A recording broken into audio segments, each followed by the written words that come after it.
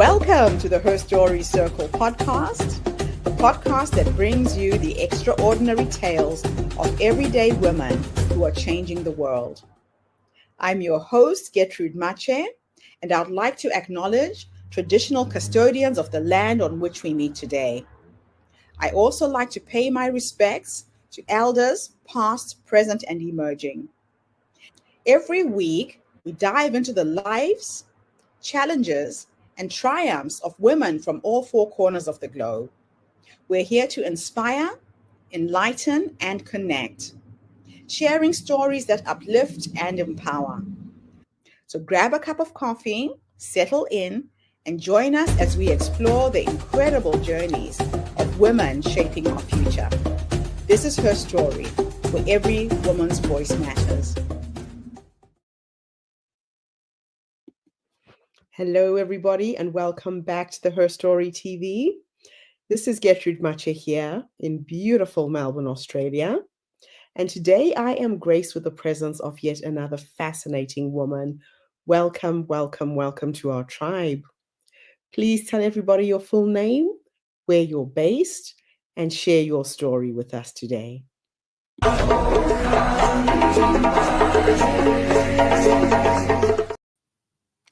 Hi there, I'm Dr. Tracy King, generally known as Dr. Tracy or just Tracy, and I am a clinical psychologist that's based near London in the UK. And I'm someone that came into psychology through, I guess, a bit of a lengthy path. As a child, I was very interested in just caring for things, caring for people, caring for animals, and I was very spiritual in the way that I was brought up, primarily by my grandmother. And I was very open to just different ways of being. My grandmother had Buddhas, she had crosses, she was very kind of multi-faithed and just really took from the world what felt important to her, which I felt was really my first learning about what is important in life and how everybody is different and how we need to meet people where they are. So that took me on a journey of initially training as a clinical hypnotherapist as I was moving into motherhood, and I was looking for something that I could earn money and live with pretty quickly. So hypnotherapy allowed me to start working with and helping people. And during that time, I also worked for an organisation in the UK called Victim Support, supporting victims of crime that the police offer after a crime has been committed. And I worked as a counsellor and I worked as a hypnotherapist. And then later in life, in my 30s, that's when I trained as a psychologist. So I then went into training and working at Surrey University, and I trained and specialised in forensic psychology. And I felt that was a really, really good introduction to the whole of the lifespan, because within forensic services, so our prison services and secure hospitals within the UK, you meet all sorts of different kinds of people. So I work with women, I work with children, I work with adolescents, I work with men, I work with groups, I work with individuals. And I also started doing a lot of expert witness work and working with family courts, criminal courts, and civil courts in helping people to understand what support, what rehabilitation they needed, whether they were fit to stand trial, whether they were understanding of the crimes that they had committed. And I feel like it gave me a real foundation in human nature. So as I've moved on in my practice, I've moved out of NHS services and I work in private practice. And I specialise in working with trauma and neurodiversity, which I think often comes accompanied with trauma due to either life experiences or the trauma of having to mask some sort of neurodivergence and not being accepted in the world that we live in. And although I do specialise in working with women, I do also work with men and in groups still, and with children and with adults. And all of this variety for me comes because I recently discovered that I have ADHD, and I've always needed lots of stimulation, lots of learning, lots of new things in my life.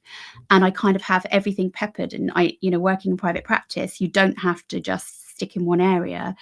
But the thing that underpins all of my work is understanding people and meeting them where they're at, and understanding that we all share the same nervous system and we're all working through our nervous system lens and what we've had to do to survive survive and the adaptations that we've had to make in order to be in the environments that we've started in. And as I've moved on with my work, I've discovered more and more the importance of working with the body. Within NHS practices, we are often offered cognitive behavioural therapy, for example, which is very thinking based. It's looking at how your thoughts and you relate to your feelings and your behaviours. And it has its place, but often introducing that very early in someone's healing journey, it doesn't land because there's still trauma stored in the body, and our frontal lobe of the brain, which is the bit like the managing director that organizes everything, is switched off. It's not as active when we are holding trauma in our bodies. So therefore, just doing the thinking isn't going to help us. It will help us later down the line, and it is useful, but sometimes intervening too early with that is just not enough. And the more and more I saw that, the more I wanted to offer more in my own private practice. So I work in a very holistic way. So sometimes I get referrals from insurance companies that might be a CBT referral, and I do CBT in a very evidence-based, psychology-trained kind of way. And I stick with that because that's what I've been asked to do. However, if people come to me privately and they want a lot more, I offer work that involves standard therapies, but also energy healing, working holistically, which might involve aromatherapies, it might involve doing Reiki healing, it could involve shamanic practices and rituals. But it doesn't involve anything that doesn't make sense to the person that's sitting in front of me. So I will very much adapt to the framework that someone else is already at. I might introduce new things and see where it lands, but I'm not somebody that's going to push my way of thinking onto others. For me and my personal journey, shamanic practice and spiritual healing has been extremely useful, and we'll say more about that with the questions. But I wouldn't necessarily put that to someone if it completely didn't resonate with them. I might share a bit of my story if it felt appropriate, but I wouldn't be enforcing that. So I'm really someone that meets people, as I've said a few times, where they're at.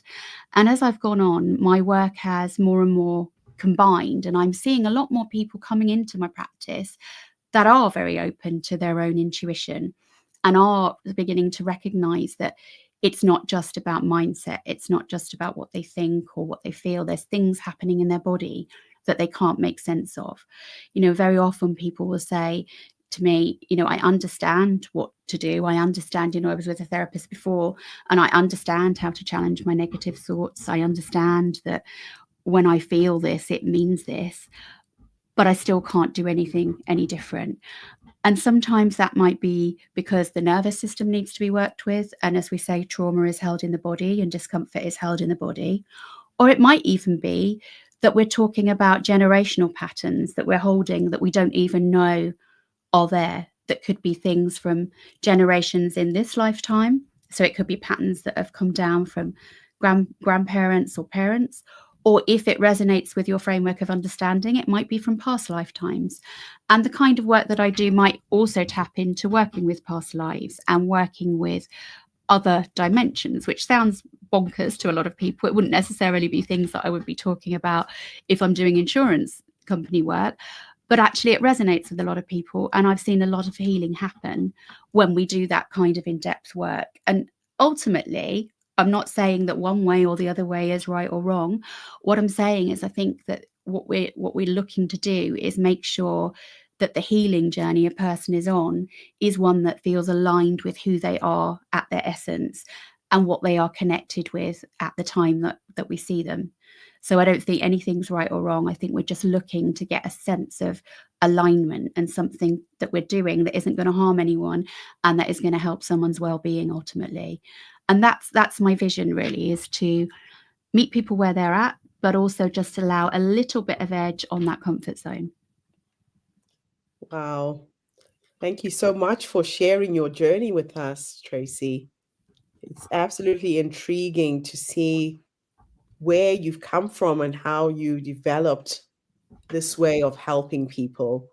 Now, what was your experience like being diagnosed with ADHD during perimenopause? It was, I mean, perimenopause was the time when, I mean, if I just give a bit of background, in perimenopause is often a time when women are diagnosed with ADHD because the hormone estrogen begins to decline, which has a knock-on effect to our dopamine levels, which is our reward chemical.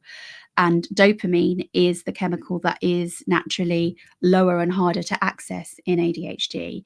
So very often for women who may have masked the ADHD all of their lives, completely unaware maybe even that there was an issue, and I'll say a bit more about my journey in a second with that, but people that have masked for so long, once that estrogen begins to decline, the masking is no longer possible.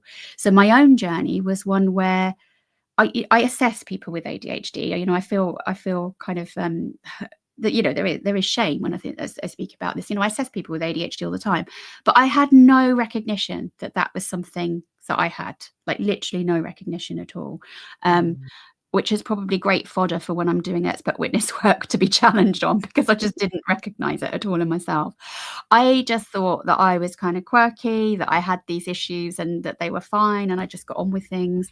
And you know, my family are very like it too, which you will often find. So ADHD is genetic, so family groups will often have the same kind of ways of being, so then it becomes normalized.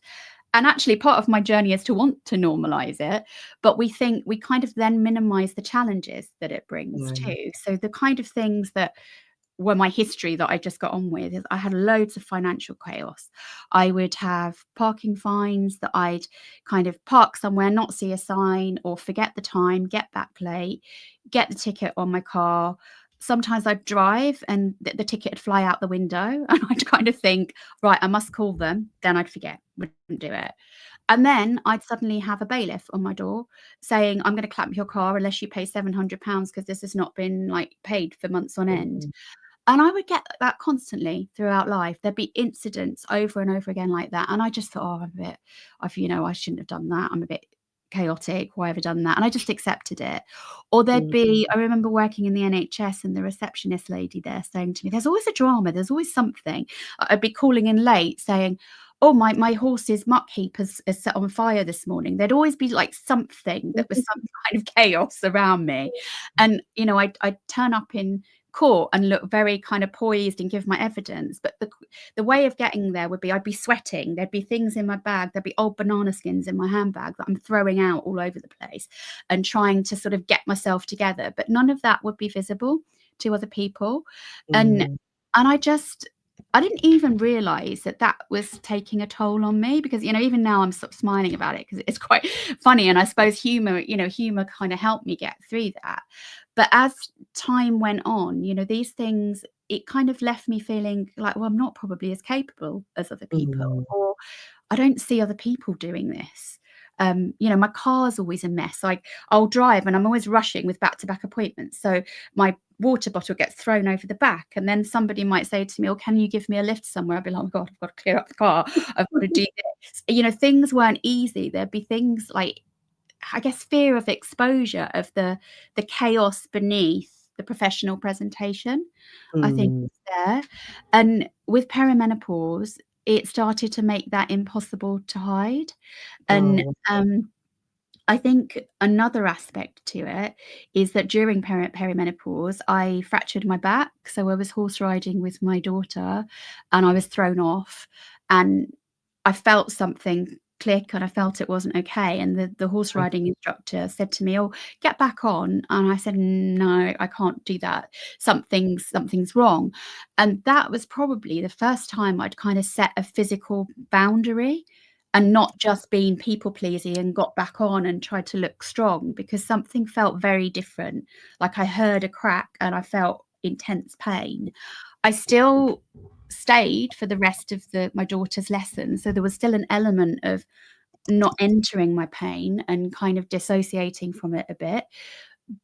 But I knew something was wrong. You know, my daughter was upset. I did want her to be okay. So I reassured her, let her finish her lesson. Then I drove home with the broken back, and I didn't really like, half of me was thinking, is it broken because I'm standing and walking? I thought I better go to the hospital because it was a pain like I'd not experienced before. And then that once it was diagnosed and I couldn't do my usual coping strategies of running, going to the gym, yoga, swimming, I didn't have to be still. I was luckily still mobile, but I couldn't do the things that I used to do. And one of the biggest treatments for ADHD is activity. It's exercise, because that builds your dopamine back up again. So Okay. I had these kind of loadings of the fractured back. I had perimenopause, and I was also going through, with my financial chaos that I've always been in. I've had a couple of houses that I've owned, but I've ended up in a kind of rental, being stuck in rentals. And with Mm, that, you don't have stability. And I've had experiences where I was somewhere for 10 years and they sold the house. I'm really glad we rented it, because it was a beautiful house that my daughters grew up in, and it was amazing. And I'm glad for that experience. But to have to sort of leave that was a really big shock and a disruption mhm. in our lives. And that happened just before all of this as well. And that was Wow. during COVID. So there was the pandemic, there was the broken back, there was perimenopause.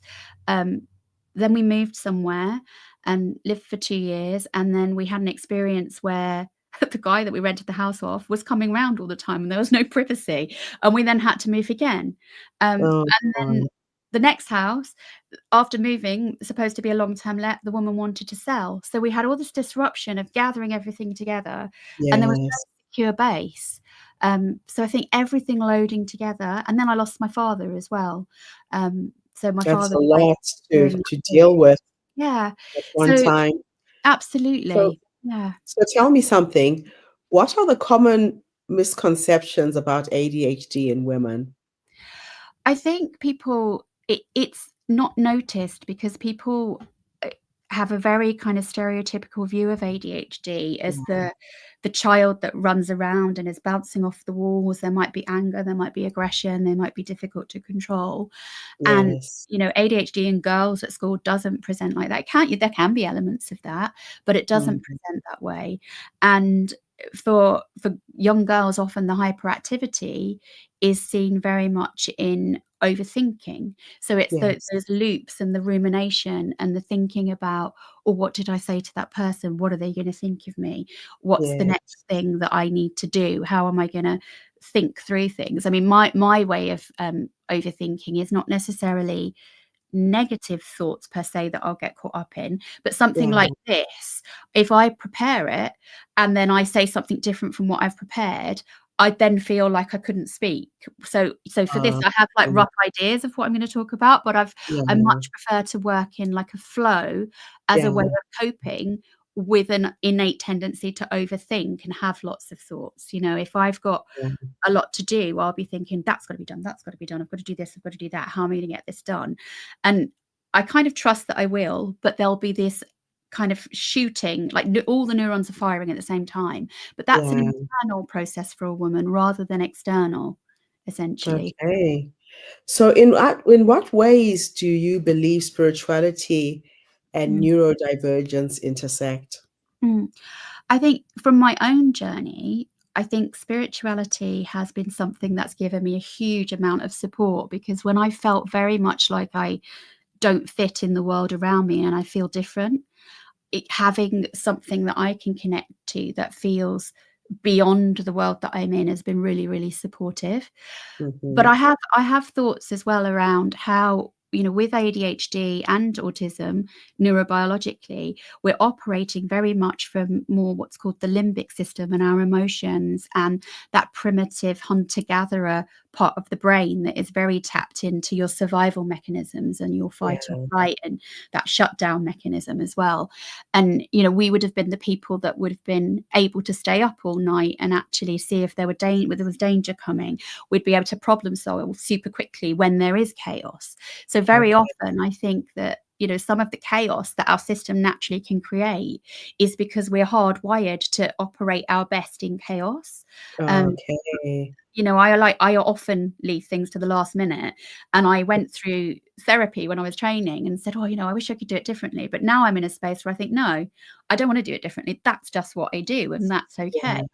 Um, so I think when we operate from that more intuitive, primitive part of the brain, we've got much more skill at reading the room, at seeing kind of micro expressions in people and picking Yes. up that energy and those shifts in people to know whether they're a danger or they're not a danger, to know how they're feeling, what emotion is coming up.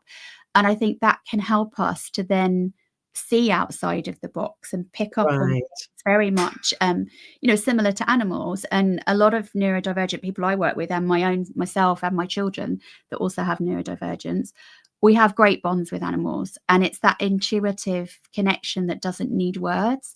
And I think Yes. that comes very naturally for people with neurodivergence. Okay. Mm. Now, what advice would you give to women who Mm. are high functioning but secretly struggling? I would say that just because, I mean, the bottom line is just because you're functioning doesn't mean you're okay. Mm, And mm. I almost feel like, particularly with ADHD, women will often present in a very high functioning, successful way. And I Yes. almost see that like what I would call a fawn response to society's demands. So when we're talking Mm, about the nervous system, we can have this thing called a fawn response, which is people pleasing essentially. We adapt right. to what is being asked of around us in order Yeah. to survive that environment. So when we are over functioning, that's kind of like a fawn response to what everyone expects of us, which Yeah. masks the underlying effort that has to go into that level of achievement. And I think it's about being able to trust that also just because you've always functioned, it doesn't mean you're okay. And just Yeah. because you're not okay, it doesn't mean you can't function. So it's like we have to put ourselves in one or the other box. And I Yeah. feel like we have to kind Yeah. of blend that a little bit more to allow ourselves a bit more compassion and a bit more ability to just be true to what we're experiencing. Mm, You mm. you can be not okay, but still get up the next morning and go to work. Yeah. And allowing So people to true. realize that, I think, is really important. So how can we differentiate between burnout and Mm. awakening? I think burnout is when we've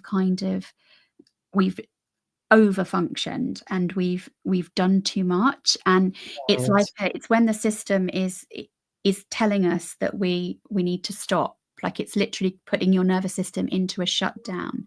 Now, Yes. I think burnout can happen as a start to awakening, whereas I think, Okay.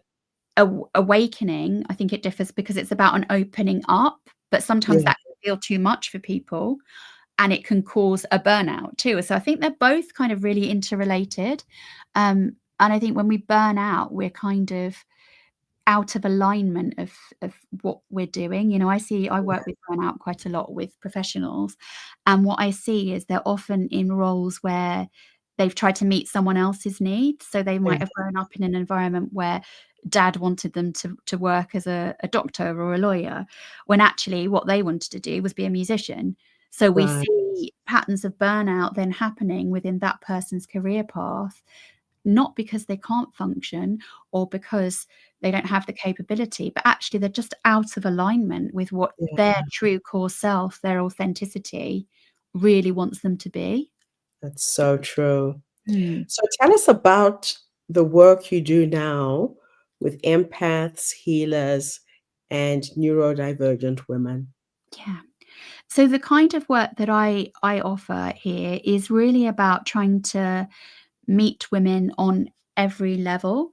So I try to work with women at a cognitive level, where we're working with mindset, and then an emotional level where we're working with the feelings that they experience.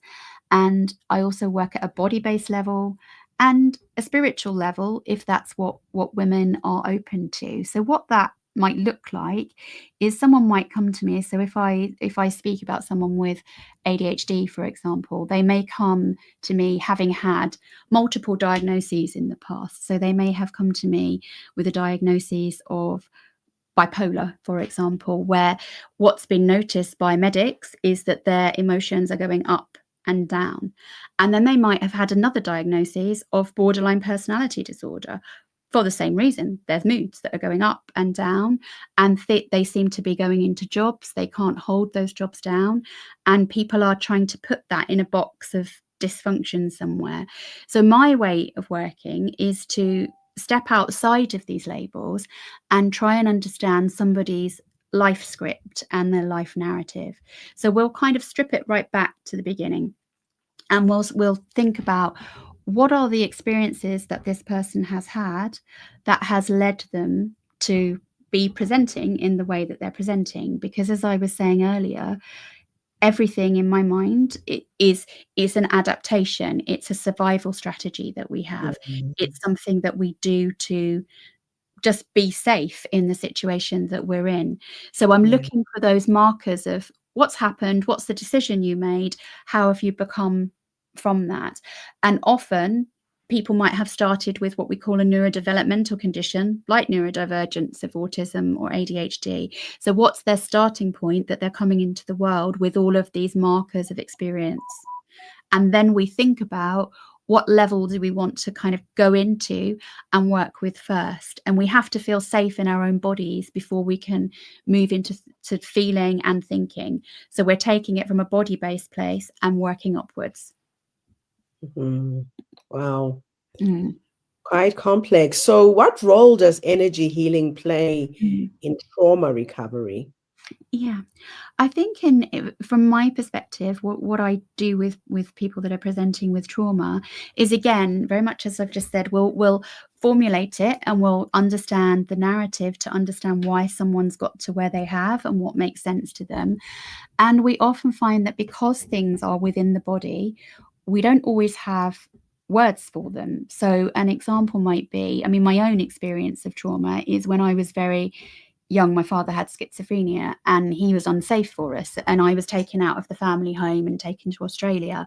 Now, this was at a time before I'd learnt to speak. So I don't have verbal memory of this, but I have very somatic memory of things where I might suddenly become anxious about something, or then my heart rate might go up, but I don't know what that's from. I have a specific memory where I watched my granddad putting me in a car and I can feel the blanket on a cut that I had on my knee, and I could see myself watching myself, which tells us that I've dissociated and I've come out of my body. So something for me in that memory was scary. I don't know what it was because I don't have words for it, but it was probably being hidden and put in a blanket. It is my adult cognitive self that makes sense of that.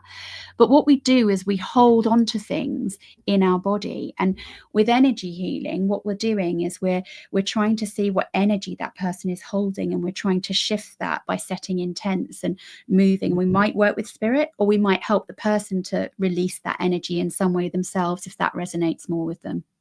Okay. So how can women begin to reclaim their sensitivity and intuition? I think they have to feel safe enough to reclaim their sensitivity and intuition first. And I think that's the journey that a lot of my work is hoping to do. That's my vision, is to help women to reconnect with what comes naturally to them and what is their true sense of self. And our skills, this intuition that we have, is something that can often be shut off from our life experiences. And if we look historically, women were put into institutions with hysteria and with mood fluctuation during menstrual cycles. And we have witch trials where if a woman was intuitive and knew something, or she knew the particular herb that was going to help with something, she was persecuted for it. So historically, there's a real intergenerational suppression of the female voice within our DNA. And I think we have to kind of get over that hurdle first and feel able to connect with it. And then it's kind of coming back to self of really simple things. I often think it's not rocket science. First of all, to understand how to tune into your intuition, it's really simple things like saying, what do I want now? Am I thirsty? Am I hungry? Do I need to sleep? What is my body saying to me? And it's reconnecting first with the body, because that's your antenna to understand what you really want. And, start to notice, do I feel drained or do I feel energized when I'm doing this or with this person? And start to listen to those kind of cues. Wow. Now let's finish off with you sharing with us, what are the key signs a woman might be neurodivergent but not aware of it? Yeah. I think from primarily my own experience, I think it's the things that I would notice is I would function exceptionally well. I'd go into sort of cycles of hyper focus where I could do loads and loads and loads. I'd leave things to the last minute. I would then be able to do it still, so be able to deliver what I needed to deliver. But the cost of that is, after having this intense way of doing things, I then have to kind of be on the sofa for the next week just watching inane TV. I wouldn't be able to speak to anyone. I wouldn't be able to kind of do very much. So it was like these cycles of intensity, nothingness, intensity, nothingness. Okay. So if there's anything like that happens, I think that's a bit of a clue. And I would say before perimenopause, that intensity nothingness was less diverse, like it wasn't as noticeable, but when I look back retrospectively, it was still there. Yes. So looking for, understanding where your energy's at. Do you have these intense falls? I would then also say, like, are you uncomfortable sometimes in groups? Are there ways that you see other people talking that make you feel uncomfortable? An example might be, I think a lot of people that in the world can sometimes be maybe negative about others, or they can find things funny that are the expense of someone else. Now, if I'm in the company of people like that, it like hurts my soul. Like, it literally I feel so uncomfortable with that kind of way of interchange that I can't sit with it. And historically, I wouldn't know what to do with that, because I couldn't laugh at it because it felt inauthentic, and I couldn't do that. But then I'd be frightened that if I didn't have some sort of okayness with it, I'd be rejected and I'd have no sense of belonging.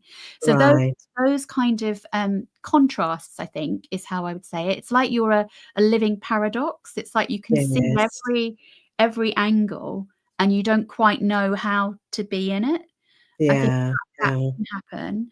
And also that needing to decompress after you've been with people socially. You needing to have that a lot of energy. Yeah, absolutely. Yeah. So thinking about, if I've had a really busy week at work, do I really want to socialize on a Saturday? What do I need on a Saturday? And thinking about, do you feel that you're not able to speak your true self with people that you've got in your circle? Like, I've now got a group of friends who I think are pretty much all neurodivergent as well, and accept my ways of being. That's but nice. But I think it's, if you're around lots of people where you feel you have to inhibit yourself or not be real with them, there might be something else going on. It doesn't have to be neurodivergent, but something that's going to make you think about that. Wow. Well, thank you so much for coming and sharing with us today. We have Tracy H on LinkedIn saying, I love your energy, Tracy. Thank you. She also says, oh, wow, your story resonates so much. So you've definitely touched somebody out there. This is just awesome. And thank you to everybody who tuned in. The HerStory Circle is not just a podcast. We're a social impact movement that brings you the stories and voices of women from all over the world.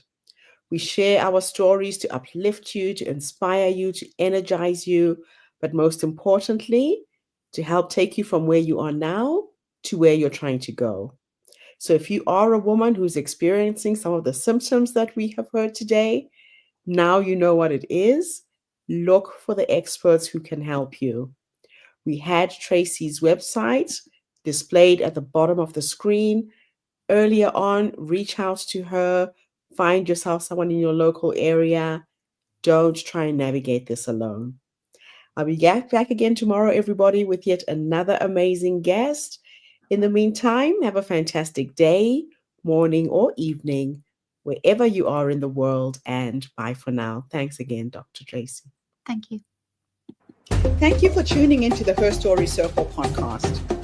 I hope today's story has inspired you to believe in the power of our stories and the difference you can make in the world when you use your voice. I'm Gertrude Mache, and it's been an honor to share this space with you, where voices from all walks of life come together to weave a rich tapestry of diverse perspectives. Don't forget to subscribe, rate, and review our podcast to help us share these stories with more listeners. Follow us on social media by looking for the Her Story Circle podcast for more updates, and join us tomorrow for another episode filled with courage, resilience, and empowerment. Remember, your story matters, and together we're building a stronger, more inclusive world. Until next time, keep making her story.